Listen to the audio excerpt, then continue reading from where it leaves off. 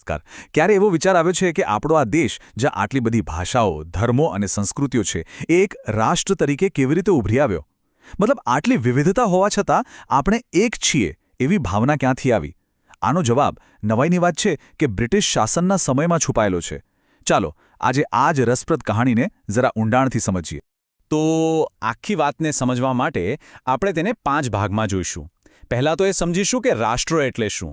પછી જોઈશું કે કેવી રીતે અજાણતા જ અંગ્રેજોએ એકતાનો પાયો નાખ્યો. એ પછી વાત કરીશું એક એવા દુશ્મનની જેણે બધાને ભેગા કરી દીધા.